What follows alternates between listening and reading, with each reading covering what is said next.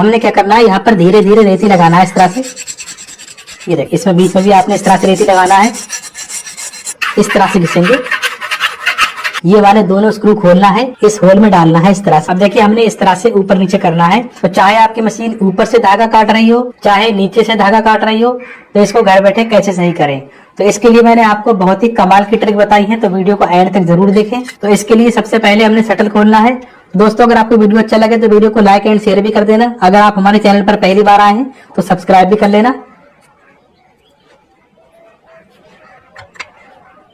हमने इस तरह से शटल को बाहर निकाल देना है।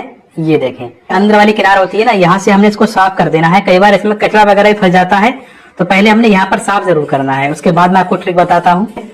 ये देखें दोस्तों, कपड़ा कितना काला हो गया है। आपने यहाँ पर ऑयलिंग कर लेनी है, जैसा कि आप जानते ही हैं।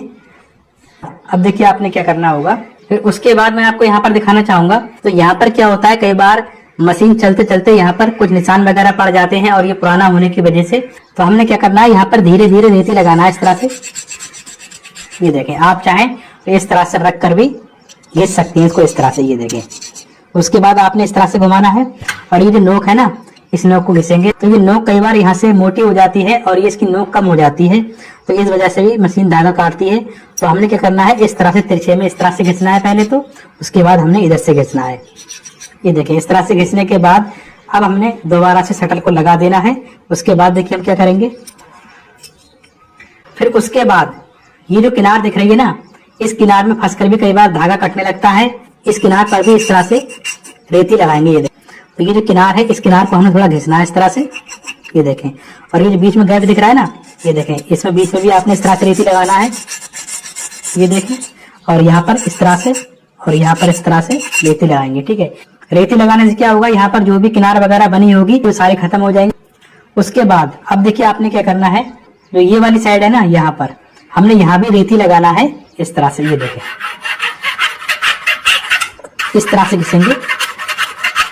ये देखिए, ज्यादा जोर से भी नहीं घिसना है, ये छोटी छोटी बातें होती हैं पर सबको नहीं पता होती हैं। फिर उसके बाद आपने यहाँ पर एक चीज और चेक कर लेना है। जैसा कि आप देख पा रहे हैं, ये जो पत्ती होती है इसको हम छीका पत्ती बोलते हैं। अंदर से आप देख सकते हैं यहाँ पर छोटे छोटे 2 स्क्रू दिए गए होते हैं, इन्हीं स्क्रू पर ये छीका पत्ती रुकी होती है। ये देखें, जो ये वाली किनार है, तो ये किनार कई बार टूट जाती है और इस वजह से आपकी मशीन धागा काटती है। तो आपने देखना है, अगर ये किनार टूटी हुई है तो आपने ये छोटे वाले स्क्रू खोल देने हैं। यहाँ पर छोटा पेचकस लगेगा, न्यू छीका पत्ती लगा देना है, तो आपकी मशीन धागा नहीं काटेगी। फिर उसके बाद हम शटल को दोबारा से लगा देते हैं। तो आपने क्या करना है, निडल को बिल्कुल ऊपर कर देना है इस तरह से। ये देखिए, निडल ऊपर जा चुकी है बिल्कुल। अब जो ट्रिक आती है वो बहुत ही कमाल की होने वाली है, वीडियो को एंड तक जरूर देखें। अब जो लास्ट वाली ट्रिक है, तो ये तो बहुत ही कमाल की है, और धागा काटने की सबसे बड़ी वजह यहाँ से भी हो सकती है, जो मैं आपको बताने जा रहा हूँ। तो लास्ट ट्रिक बताने से पहले यहाँ पर मैं आपको समझाना चाहूंगा, धागा काटने की कई वजह हो सकती हैं। धागा काटने की एक वजह ये भी हो सकती है, हो सकता है आपका शटल ज्यादा पुराना हो गया हो और मशीन चलते चलते शटल इस तरह से हिलने लगता है, इस तरह से देख सकते हैं।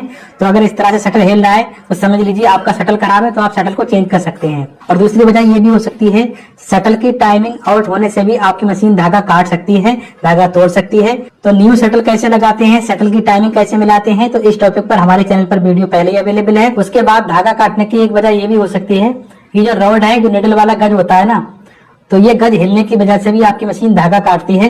तो ये गज अगर ज्यादा पुराना हो गया है, तो अगर आप यहाँ पर इस तरह से पकड़कर चेक करेंगे तो यहाँ पर ये गज हिल रहा होगा। अगर गज हिल रहा है तो समझ लीजिए आपकी मशीन धागा जरूर काटेगी। तो आपने यहाँ पर गज को चेंज कर लेना है। तो न्यू गज कैसे लगाते हैं, गज की सेटिंग कैसे करते हैं, इस टॉपिक पर भी हमारे पेज पर वीडियो अवेलेबल है। ये अब बढ़ते हैं लास्ट वाली ट्रिक की तरफ, जो बहुत ही कमाल की ट्रिक है। सबसे पहले हमने निडल वाली प्लेट को खोलना होगा, तो हमने दोनों स्क्रू खोल देने हैं यहाँ से। तो अब देखिए हमने यहाँ पर क्या चेक करना है, ये जो निडल वाला होल होता है जिसमें निडल ऊपर नीचे होती है, तो आपने देखना होगा निडल प्लेट ज्यादा पुराना होने की वजह से देखिए यहाँ पर निशान पड़ जाते हैं। मैं आपको दिखाना चाहूंगा, ये देखिए इस प्लेट पर निशान पड़ गए हैं। इस होल का शेप जो है खराब हो चुका है और ये होल बड़ा भी हो गया है, तो इस वजह से भी आपकी मशीन धागा काट सकती है। ये देखें, तो जब रेगुलर मशीन चलती है और जो नीचे वाला धागा आता है वो इसी होल में आता है, तो रेगुलर मशीन चलने से धागे से निशान पड़ जाते हैं। तो आप देख सकते हैं इसके होल में निशान पड़ गए हैं। तो इसके लिए हमने सूती बुकरम का एक पीस लेना है इस तरह से। ये देखें, छोटे से किनार कट करेंगे इस तरह से। ये देखें, आप चाहे तो यहाँ पर झाड़ू की सीख भी ले सकते हैं, जो लकड़ी वाली झाड़ू होती थी आप उसकी सीख ले सकते हैं। और हमने क्या करना है, इस होल में डालना है इस तरह से। ये देखिए होल में डालने के बाद अब देखिए हमने इस तरह से ऊपर नीचे करना है, तो इसकी जो किनारे बन गई है वो किनारे खत्म हो जाएंगे और किनारों पर चिकनापन आ जाएगा। इससे क्या होगा, इस पर जो निशान पड़ गए वो निशान खत्म हो जाएंगे। उसके बाद आपने यहाँ पर ये भी ध्यान देना है, अगर आपकी प्लेट का होल ज्यादा बड़ा हो गया है ना, तो आपने इस प्लेट को चेंज कर देना है, नहीं तो आपकी मशीन बार बार धागा तोड़ेगी, मशीन कपड़ा भी इकट्ठा करेगी और लच्छा भी देगी। उसके बाद हमने निडल प्लेट को लगा देना है इस तरह से। तो दोस्तों ये सारी सेटिंग करने के बाद जब आप मशीन चलाएंगे तो आपकी मशीन बिल्कुल भी धागा नहीं तोड़ेगी और बिल्कुल सही चलेगी।